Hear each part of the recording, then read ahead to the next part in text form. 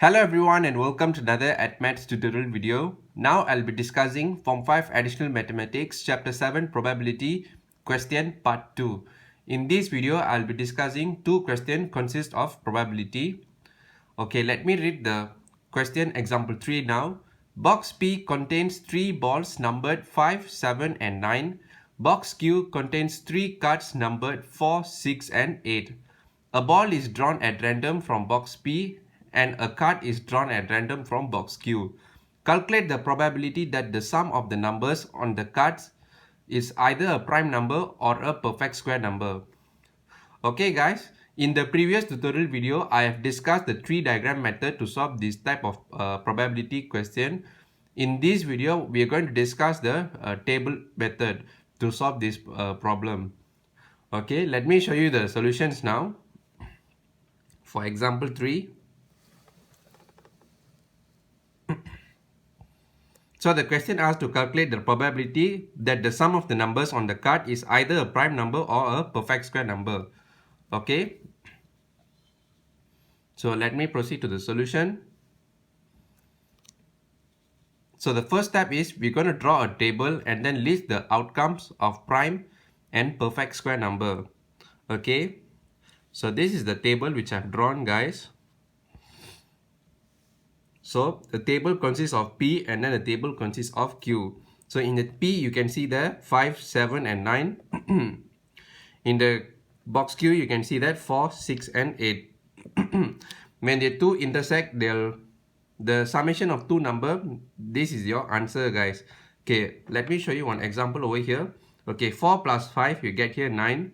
4 plus 7 you get here 11. 4 plus 9 you get here 13. So and the same things go over here, guys. 6 plus 5 you get 11, 6 plus 7 you get 13, 6 plus 9 you get 15. And for here as well, 8 plus 5 you get 13, 8 plus 7 you get 15, and 8 plus 9 you get is 17. Okay. So we have already successfully drawn the table diagram. So the table diagram is useful when the data is small, guys. So when the data is small, it's easy for us to imagine. But then if the data is too many, I suggest you to use the tree diagram. It will be clearer to us to approach this type of question. Okay. Moving on to the next step. So the second step is we need to calculate the probability that the sum of x and y is equals to perfect square. Okay, back to the table. Okay, as you can see here, these are the possible outcomes, guys. So these are 9 boxes. So among these 9 boxes, you need to have a look which numbers gives you the perfect square. Okay, among these 9 number, only number 9 over here gives the perfect square number. Okay, let me tick over here. So only one number out of the 9 numbers over here give the perfect square number. So therefore your probability will be equals to 1 over 9. So this will be your answer, guys. Okay, proceed to the next step. So the next step is we need to calculate the probability of sum at x and y is equals to prime number. Okay, to calculate the prime number, you need to know what is the prime number means, guys. Okay, a prime number is a number which cannot be divided by any number except by 1 or by itself.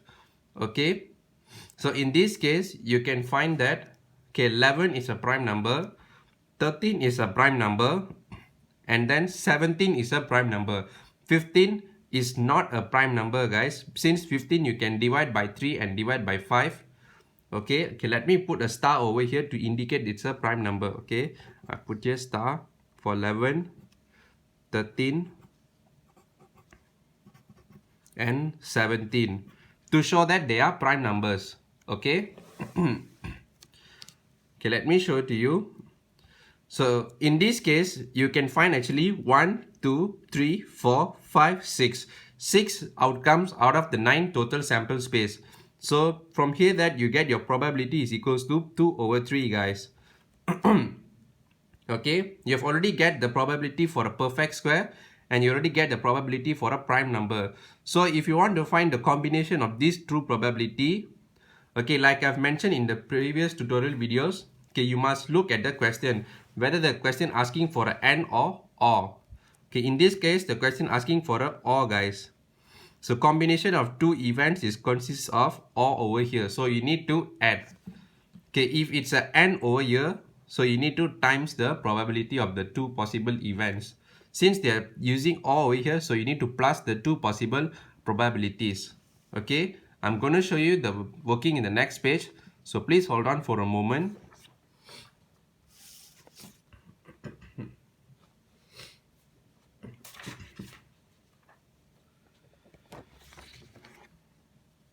Okay, so the final step is you need to calculate the probability of sum and x and y equals to perfect square, and you union with the probability sum and x and y is equals to prime numbers. Okay, one thing you should know, guys, whenever I write here union, it's also mean as OR. So when I write OR over here, that means you need to plus. Okay, when I write the intersect symbol over here, which is like this, it means AND. Whenever I include AND, you should know that I need to multiply with the possible events. Okay, this is the small note I would like to mention to you. So 1 over 9 plus 2 over 3, you calculate it, you should get your answer 7 over 9. Okay, so this is for your example 3. Okay, move on to the example 4. Okay, let me read the question for example 4. A bag contains 5 blue spheres and 7 red spheres. A sphere is drawn at random and then put back into the bag. After that, another sphere is drawn from the bag. Calculate the probability that at least one blue sphere is drawn. Okay. For this probability question, they ask us to calculate that probability that at least one blue sphere is drawn. Okay. Since you have 5 blue spheres and 7 red spheres, so how are you going to approach this question? Okay, in this question, we're going to use the tree diagram, guys. Since you are involving a large data over here, so I suggest you to use a tree diagram. So it will be easier to us to calculate the probability since we are involving a two possible event. Okay, let me show you the solution. So the step 1 is we're going to draw a tree diagram to represent the red spheres and the blue spheres. Okay, let me show you the tree diagram now. Okay, in this tree diagram, I've represent B for the blue sphere and red for the red spheres. That's why I write here B and R over here. Okay, this is for the first draw, guys, and this is for the second draw. Okay, in this question, since they mention us that a sphere is drawn at random and then put back. Okay, you need to see the keyword here, and then put back. What is mean by put back? That means once you take the particular sphere, you immediately replace it. Okay, this probability count we are considered with the replacement. Okay, there will be some question where you will meet that you drawing some item but you won't replace it. Okay, we will look at that type of question in the future. Okay, let's discuss the question now.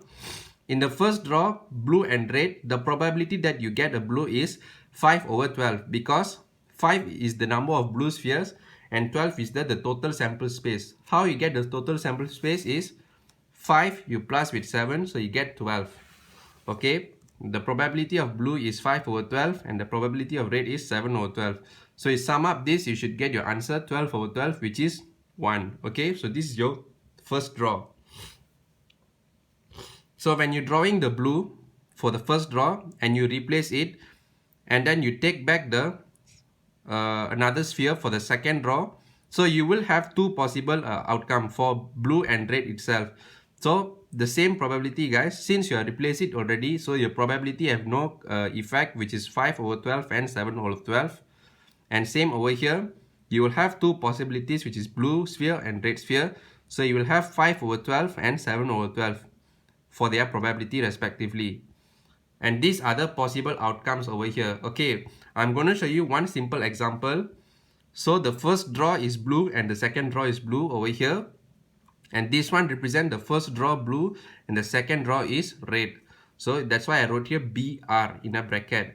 And this represent the first draw is red and the second draw is blue. That's why I write here RB.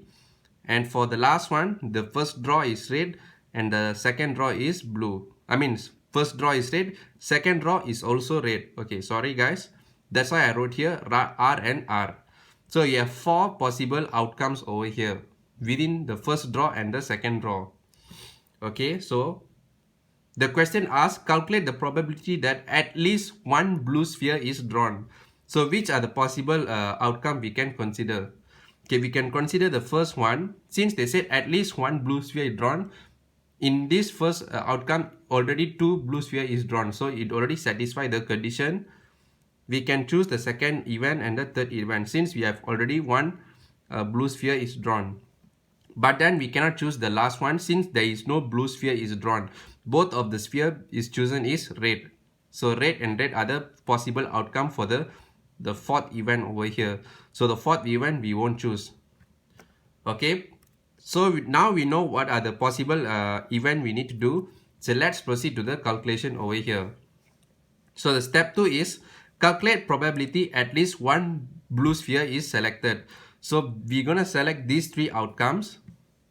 So which is equals to blue sphere plus blue, red plus red and blue. So you add them together. So within the blue and blue, you need, within the events, you need to calculate with the respective probabilities, guys. So how are you going to do that? So this is the way. So since the probability of the blue is 5 over 12 and blue is also 5 over 12, you times them. So for the first outcome, and for the second outcome, blue 5 over 12 times red 7 over 12 in a bracket, and then you plus with red 7 over 12 times blue 5 over 12.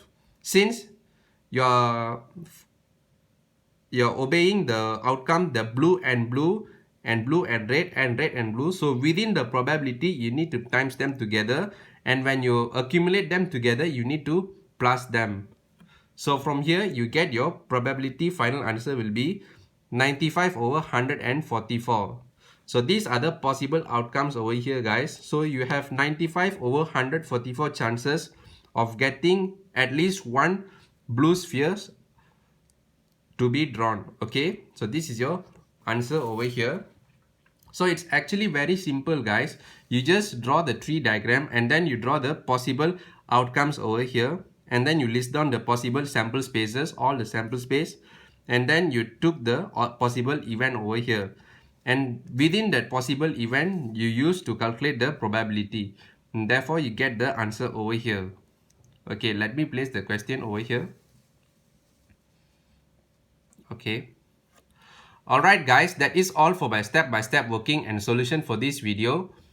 Any question or feedback, feel free to put in the comment section. And before that, please tell me your feedback, guys. How do you find out this question? Is this question easy or difficult? And could you manage to solve this question? Put in the comment section below. If you like this video, please give a thumbs up. If you haven't subscribed to the channel, please subscribe to the channel and hit the bell icon for more upcoming mathematics tutorial videos in the future. Alright guys, thank you everyone for your support, and I'll see you in the next video.